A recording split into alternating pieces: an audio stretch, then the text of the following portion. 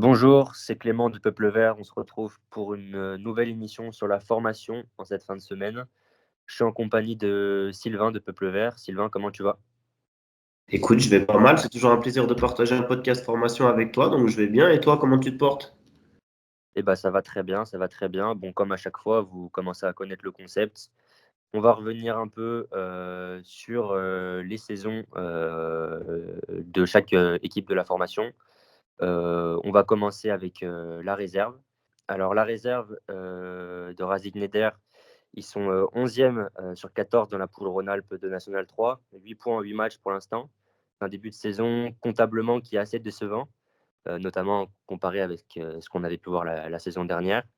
Bon, il y a certes des cadres qui sont partis comme Brian Nokwe, mais il y a aussi certains joueurs qui enchaînent à ce niveau une deuxième, voire une troisième saison. Donc on s'attendait peut-être à mieux d'un point de vue comptable. Mais il y a quand même cette victoire contre Cessené la semaine dernière. Et on espère qu'ils vont pouvoir enchaîner. Mais voilà, comptablement, ce n'est pas un début de saison incroyable pour la réserve. Tout à fait, je suis d'accord avec toi. C'est vrai que il y a un début de saison qui est difficile, qui pourtant, sur le plan des résultats, c'est toujours compliqué d'évaluer parce qu'il y a toujours une semaine où il joue, une semaine où il joue pas, avec la Coupe de France qui vient tous les 2 semaines s'incorporer. Donc c'est vrai que c'est un rythme qui est un peu freiné et ils effectuent pas mal de matchs amicaux pour combler ça. Le groupe réserve, hein. Ils ont joué contre Marseille, contre Montpellier, contre Louan Cuiseaux, contre Châteauroux, la N1, ils avaient prévu ce match amical contre Aubagne, qui a d'ailleurs vu pas mal de professionnels finalement y participer. Voilà, c'est pas évident par rapport à ça. Il n'empêche que il faut pas non plus négliger le fait que la refonte des poules de N2 et N3 remonte le niveau. Et forcément, les poules sont de plus en plus qualitatives. Aujourd'hui, je vois pas une équipe qui est clairement en dessous dans cette poule de N3, contrairement aux années précédentes. Donc voilà, ça va être un combat de toute la saison. Il n'empêche que il faut toujours attendre la deuxième partie de saison quand on est une équipe réserve. Les joueurs se font pendant 6 mois et généralement ça se passe beaucoup mieux, notamment sur le plan du contenu et des résultats en deuxième partie de saison pour ces jeunes joueurs. C'est clair, bah, ça avait été un peu le cas la saison dernière, alors sur une plus courte durée, mais il y avait aussi eu un temps avant de se lancer la saison dernière. On va commencer avec les focus sur les joueurs. On va commencer avec Djibril Sahraoui, donc un milieu de terrain né en 2005, qui a fait ses classes à l'SE depuis plusieurs années, qui était à l'époque à Burel dans le sud de la France. Donc c'est un profil 6-8 qui a les deux pieds, fiable techniquement et qui cette saison prend quand même pas mal d'épaisseur. Quand on n'a pas un nombre important de pros qui redescendent en réserve, c'est quasiment un indiscutable. C'est le capitaine aussi régulièrement. Voilà. Donc un joueur fiable techniquement et qui prend vraiment de l'épaisseur cette saison avec le groupe réserve. Tout à fait, tout à fait. C'est un cadre de Razik Neder, hein. Il faut pas avoir peur des termes. Aujourd'hui, c'est un des joueurs qui joue le plus au sein de cet effectif quand il n'est pas en sélection U20 avec l'Algérie, comme actuellement.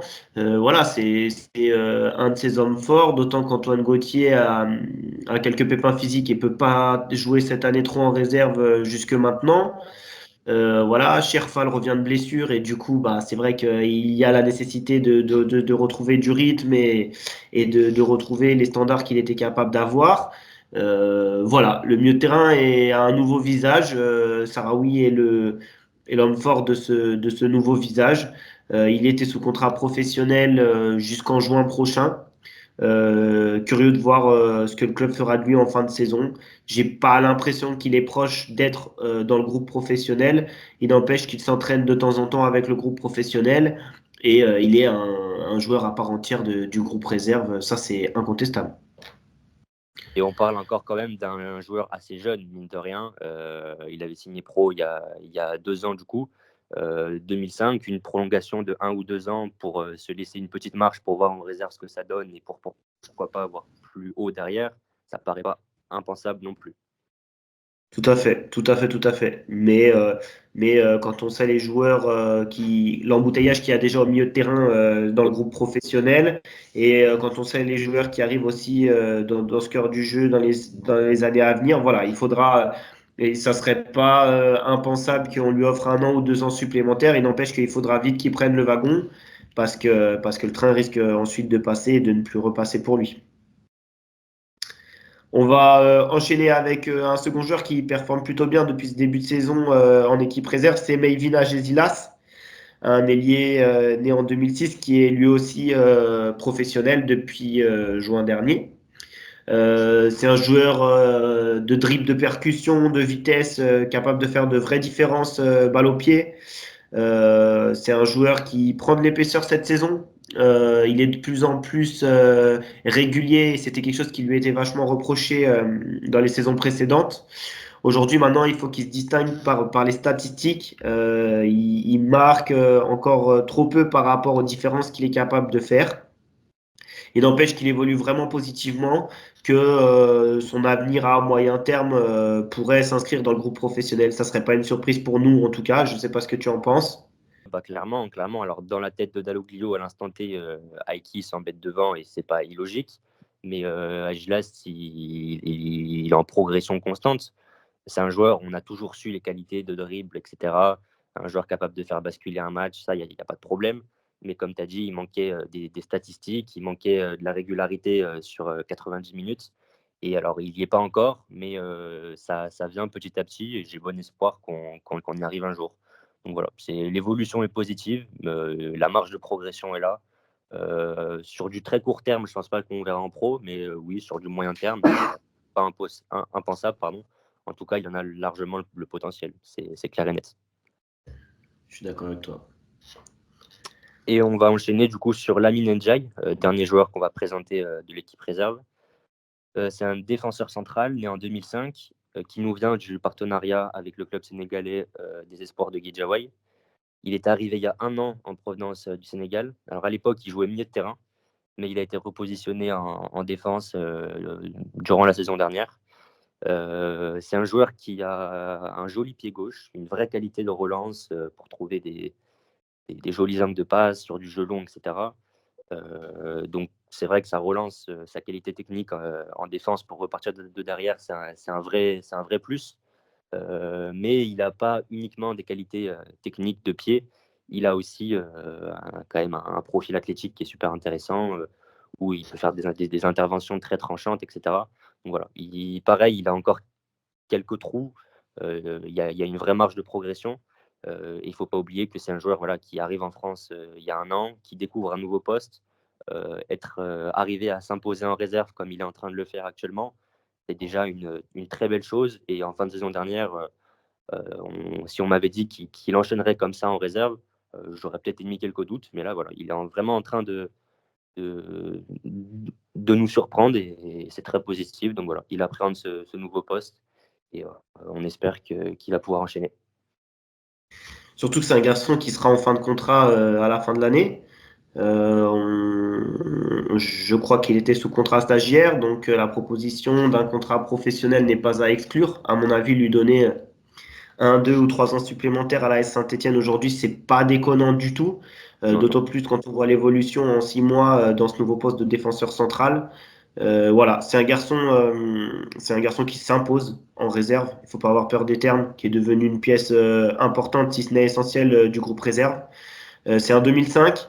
C'est voilà, c'est potentiellement comment dire, quelqu'un qui peut apporter une plus-value dans un secteur défensif dans les années à venir. Donc je suis très très curieux de voir son évolution. Je suis curieux de voir son évolution et puis j'aimerais quand même ajouter une ou deux petits mots pour le premier, c'est Kevin Pedro.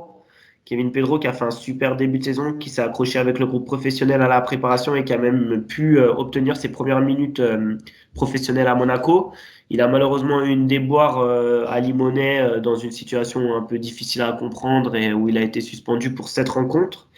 Il revient, il lui reste un match à purger. Là, c'est son dernier match qu'il purgera ce week-end contre Espali, même s'il évolue en U19 parce qu'il a pu purger plus rapidement avec les U19 vu qu'il y a eu davantage de matchs parce qu'il n'y a pas la Coupe de France qui vient rendre le calendrier un peu particulier pour les U19. Du coup, voilà, je suis curieux de voir son évolution aussi. Il fait partie de ceux pour qui j'aurais pas une surprise de voir que le contrat professionnel va tomber cette saison, au même titre que Ndiaye. Hein, ces deux joueurs qui, je pense, pourraient obtenir leur contrat professionnel et dérouler la saison prochaine dans un statut de footballeur professionnel à l'AS Saint-Etienne.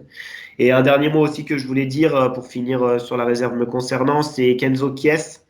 Kenzo Kies qui a été replacé dans le cœur du jeu cette saison dans un rôle de milieu relayeur 8 dans lequel il effectue de vrais bons matchs avec un gros volume de jeu, des courses, de l'abattage, de la générosité. Voilà, il fait partie de ces joueurs aussi qui sont intéressants cette saison avec le groupe réserve, qui sont en fin de contrat en juin prochain et qui, sous contrat stagiaire pro, ils pourraient éventuellement espérer avoir un contrat professionnel d'une saison, par exemple, ou avoir en fonction de la deuxième partie de saison de davantage. Voilà, je ne serais pas étonné de voir ces trois joueurs-là, Ndiaye, Kies et Pedro, devenir des joueurs professionnels à l'AS Saint-Etienne dans les mois à venir. Très bien, bah, je ne serais pas étonné non plus en effet. Et on va enchaîner du coup avec les U19 nationaux qui sont coachés cette saison par le coach Dugan, qui était coach des 17 la saison dernière. Les U19, ils sont 5e de la poule D avec 21 points en 12 matchs. Ils sont clairement encore dans la course pour les playoffs parce qu'ils sont seulement à 3 points du leader qui est Montpellier. Donc un début de saison qui comptablement, là, pour le coup, est plutôt dans les clous. Qu'est-ce que tu en penses, Sylvain? Moi, je trouve qu'ils sont dans leur temps de passage. Ils ont eu un début de saison peut-être un peu, comment dire, il a fallu se mettre en place. J'aime beaucoup ce que fait Frédéric Dugan depuis qu'il est à l'AS Saint-Etienne. La saison dernière, il a fait sa première saison en tant qu'éducateur de la formation, parce qu'il a longtemps été à la pré-formation, hein, il faut pas oublier. Il a réussi à se qualifier en play-off avec ses U17. Cette saison, il est dans la lignée de ce qu'il fait avec un groupe qu'il connaît bien finalement, avec des joueurs qu'il connaît bien. Voilà, c'est positif, ça avance, ça progresse. Maintenant, voilà, il est quand même tributaire de ce qui se passe en réserve et des joueurs qui vont monter. L'objectif principal pour lui, c'est d'emmener le plus possible de joueurs en réserve. On sait que pour la génération 2007, on est dans une année charnière puisqu'ils sont sur leur dernière année de contrat aspirant et que, évidemment, à la fin de saison, il leur sera proposé soit un contrat stagiaire, soit un contrat professionnel, soit rien du tout et ils se serreront mutuellement la main. Donc voilà, c'est une période importante pour les 19 et encore plus pour la génération 2007 qui est majoritaire dans ce groupe U19. Donc voilà, c'est intéressant, c'est intéressant. Concernant un joueur à retenir, moi j'aimerais commencer par un joueur qui est né en 2008, donc qui est surclassé, c'est Paul Aymar. Paul Aymar, c'est un milieu de terrain qu'on a présenté évidemment comme pas mal de jeunes du centre de formation sur un portrait sur peuplevert.fr. C'est un garçon qui est arrivé en provenance du Puy-en-Velay en U15, qui était au pôle espoir de Lyon, donc il a quand même fait déjà 2 saisons de pôle espoir. C'est un garçon longiligne avec une très très belle qualité technique. C'est un vrai joueur de foot capable de se projeter, capable d'être décisif, de marquer des buts. Voilà, c'est un joueur de l'équipe de France U17, un joueur titulaire de l'équipe de France U17, au même titre que son coéquipier Gillian Nguessan qui vient de signer professionnel. Voilà, c'est un garçon qui évolue avec le groupe U19, qui marque des buts avec ce groupe-là et qui est véritablement un des joueurs à suivre sur la génération 2008. Je sais qu'on parle beaucoup d'Nguessan parce que c'est un joueur qui fait énormément de stats, mais personnellement, j'apprécie beaucoup le profil de Paul Aymar. J'aime beaucoup et je me projette avec ce genre de joueur en réserve plus tard et pourquoi pas même dans l'effectif professionnel. C'est clair, mais c'est un super joueur. Bah, c'est vraiment le milieu de terrain moderne, très grand, techniquement complet, qui est super décisif. Bah, 3 buts cette saison, je crois. Gaucher en plus, on a toujours un faible pour les gauchers. C'est vraiment un super joueur qui ne cesse de progresser. Et bah, la saison dernière, il n'était pas forcément toujours appelé en équipe de France. Maintenant, c'est un titulaire en équipe de France. Ça veut dire beaucoup de choses. Non, franchement, c'est un joueur qui est en progression constante. Et bon, N'Guessan a signé pro, lui, très tôt, à 16 ans, parce que bah, il y a aussi les clubs, les gros clubs qui sont intéressés, qui vont avec. Aymar, forcément, signera pas dès cette saison, mais c'est un joueur qui, s'il continue à avoir une progression entre guillemets normale, atteindra un jour normalement ce contrat pro. C'est un super joueur et ouais, franchement, c'est un de mes coups de cœur de la formation du moment, clairement. On est d'accord. On est d'accord. Puis au-delà de tout ça, c'est un garçon qui a la mentalité. Voilà, travailleur, discret, fait pas de bruit, sérieux, concentré, appliqué, intelligent. Donc voilà, On lui souhaite de continuer son chemin comme il est en train de le faire. Ouais, non, clairement. S'il n'y a pas de faux pas, il a tout pour lui pour aller au haut niveau normalement. On va enchaîner avec Nadjer El Jamali, milieu offensif, né en 2007, qui était à l'INEF Clairefontaine, donc 2 ans de pôle espoir également. C'est un milieu de terrain gaucher avec une belle qualité technique, une belle vision de jeu. Il était avec les équipes de jeunes du Maroc il y a encore pas si longtemps, mais il vient de découvrir l'équipe de France U18 lors du dernier rassemblement. C'est un joueur aussi qui est en pleine progression, qui est décisif avec les U19 cette saison. Il avait déjà joué en U19 pas mal la saison dernière, mais là, il s'impose vraiment, vraiment. Donc voilà, aussi un très beau joueur, Sylvain. Tout à fait. Et puis c'est même un garçon qui commence à prendre des minutes avec le groupe réserve, hein. Il a joué la semaine dernière contre Cessiné avant de partir en équipe de France avec le groupe réserve. C'est un magnifique joueur de football. Pour tous les amoureux du football, c'est un magnifique joueur de football. Un pied gauche en velours, une qualité technique exceptionnelle, une qualité de passe vraiment bien au-dessus de la moyenne. Voilà, ce qu'on pouvait lui reprocher, c'est de pas toujours être très décisif, pas toujours être très efficace dans les 30 derniers mètres. Mais c'est certain que c'est des joueurs de foot qui sont pas ennuyés avec le ballon, qui sont capables de faire, qui ont une palette très large, que ce soit dans la capacité à distribuer le jeu, dans la capacité à créer des choses, que ce soit par le dribble, par la passe. Donc ouais, vraiment, c'est un joueur, sur la génération 2007, c'est un vrai bon joueur et c'est quelqu'un qu'il faudra surveiller aussi dans les années à venir. Je ne serais pas étonné qu'on le protège assez vite aussi parce que c'est un super joueur, Nadir. Plutôt le contrat pro que le contrat stagiaire pour toi? De toute façon, ça se jouera entre les deux. Il est certain qu'ils ne le laisseront pas partir. Après, tu sais, un Clairement. international U18 qui enchaîne les sélections en équipe de France, si ça lui arrive, il va vite falloir le protéger parce que si tu le laisses sous contrat stagiaire pro, ça risque d'être dangereux et attirer la concurrence et se mettre dans une situation qui peut devenir inconfortable, clairement. Ouais, non, c'est très dangereux. Le contrat pro 3 ans serait pas très étonnant là aussi. On peut, sur les 19 aussi, glisser un petit mot sur deux, trois joueurs qui marche pas mal aussi, hein. On sait qu'un garçon comme Fodé Camara est très très intéressant. Voilà, il est en train de prendre une dimension complètement différente cette année. Il a été auteur d'un début de saison très très intéressant, notamment en préparation avec le groupe réserve. Voilà, c'est un garçon qui est en train de monter en puissance, qui a eu un démarrage difficile à son arrivée au centre de formation, malgré les grands espoirs qui étaient placés en lui. Et à partir de la mi-saison dernière, les choses se sont vraiment décantées pour lui. Il est devenu un des hommes forts avec Axel Dodot lors de la charnière centrale de la saison passée. Voilà, ils ont fait le boulot pour atteindre les playoffs avec les 17, même s'ils sont aussi, surtout Dodot, il a eu du temps de jeu en 19. Voilà, c'est un garçon qu'il faudra suivre. Dodot, malheureusement, cette année, on l'a pas encore vu parce qu'il a un problème à l'épaule et je sais je crois qu'il a subi une opération à l'épaule. Donc voilà, il faut le temps qu'il revienne, mais c'est un joueur aussi qui est extrêmement prometteur. On a aussi Quentin Prudhomme qui est sur les carreaux depuis le début de saison, qui malheureusement n'a pas pu jouer encore cette saison. Il a un problème au pied, si je dis pas de bêtises, un truc qui l'empêche de jouer. Il était revenu, il était proche de réintégrer le groupe et finalement ça a rechuté, donc il devrait revenir en 2025. Et puis voilà, c'est un groupe, ce groupe 2007, c'est un groupe de toute façon où il y a de la qualité, vraiment. Il y a des noms que j'ai pas cités, hein, mais il y a des joueurs de qualité, des Bentiba, des Gadek BQ, voilà. Les gardiens aussi sont intéressants, que ce soit Umbo ou De Raach. Voilà, il y a de la qualité. C'est vrai que il faudra travailler avec pas mal de monde, mais il y a de la qualité, c'est prometteur pour la suite. Ouais, clairement, une très très belle génération. Et donc pour terminer, on va évoquer le groupe U17 nationaux qui est coaché cette saison par David Lemoyle, qui est arrivé cette année, c'est sa première saison à la SSE. Donc les U17, ils sont premiers de la poule D pour l'instant avec 24 points en 12 journées. Les générations U17 qui généralement commencent très bien la saison à Saint-Etienne. Il y a quand même un gros point noir pour l'instant, c'est la défaite 4-0 dans le derby à domicile. Mais ils se sont plutôt bien rattrapés par la suite. Donc voilà, pour l'instant, les U17 sont premiers avec 24 points. On a quelques belles individualités dans ce groupe-là. Qu'est-ce que tu en penses, Sylvain, toi?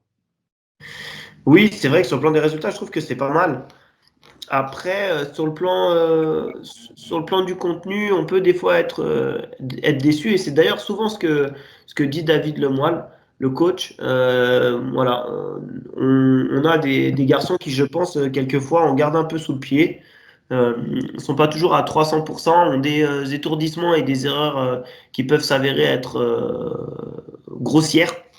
Et, euh, et c'est dommage parce que malgré tout, voilà, on arrive en 17 nationaux. Cette génération 2008, il faut aussi qu'elle montre parce qu'elle est, à mon avis, entourée d'une génération 2007 qui est très performante et d'une génération 2009 qui arrive, qui a l'air d'avoir de la qualité, puisqu'on a quand même pas mal de joueurs qui sont déjà surclassés en 17 nationaux. Donc voilà, il va pas falloir que certains s'égarent trop, il va falloir que certains passent vite le cap du championnat U17 nationaux parce que ça risque d'être très vite compliqué pour certains de durer au sein de l'effectif de l'AS Saint-Etienne au regard de certaines performances. Je parle notamment de certains qui jouent dans leur catégorie d'âge et qui sont voilà, pas toujours à la hauteur de ce qu'on espère de certains joueurs qui sont dans un centre de formation, qui s'entraînent tous les jours et qui devraient être supérieurs à une grande partie des joueurs de cette poule parce qu'on rappelle qu'il n'y a pas il n'y a pas la majorité de centres de formation au sein de la poule D en U17 nationaux. C'est clair. Bon, on va commencer quand même avec la présentation de deux individualités. Milan Totti tout d'abord, qui est un ailier né en 2009 du coup, donc qui est surclassé quand il évolue avec les U17. Il nous vient de Sénart-Moissy, il était au Pôle Espoir de Reims, il n'était pas à Clairefontaine. C'est un joueur qui a des grosses qualités de dribble, c'est clairement le genre de joueur qui peut faire basculer un match, donc je te laisse nous en dire plus, Sylvain. Ah, c'est clairement ça, c'est un joueur de percussion, c'est un joueur de rupture, c'est un joueur de différence, c'est un joueur différent, tu vois, je trouve qu'aujourd'hui, dans les équipes de jeunes, il y a de moins en moins de joueurs de dribble. Des joueurs qui sont capables de petits feux follets, comme on avait à une certaine époque, pour grossir la chose du profil de Saint-Maximin. Tu vois, des mecs qui prennent le ballon, qui vont éliminer, qui vont prendre leur 1 contre 1 systématiquement, qui vont essayer de faire mal à leurs défenseurs, à leurs adversaires et tout. Voilà, et c'est vraiment un profil qui est très difficile à défendre parce qu'il a les deux pieds, pied droit, pied gauche. Il est très très fort dans le dribble, il est très percutant, il est très déroutant, je dirais même. Et voilà, c'est un garçon qui est en train de s'installer dans le groupe U17 nationaux de façon régulière, hein. Il est de plus en plus titulaire. Il a mis doublé à Cavigal Nice. Voilà, il est en train de prendre sa place. C'est un joueur vraiment, vraiment, vraiment intéressant qu'il faudra suivre. Après, voilà, hein, c'est sa première année au club. On sait que le chemin peut être encore long, mais il a un potentiel et des qualités qui attirent l'œil, vraiment. Très bien. Et pour finir, on va évoquer peut-être l'individualité phare de ce groupe-là, même si c'est évidemment avant tout un collectif. C'est Ryan Heithamer. C'est un milieu de terrain né en 2008, donc qui lui n'est pas surclassé, qui a fait l'INF Clairefontaine, pardon, qui a fait toute sa formation à Torcy, sa préformation à Torcy.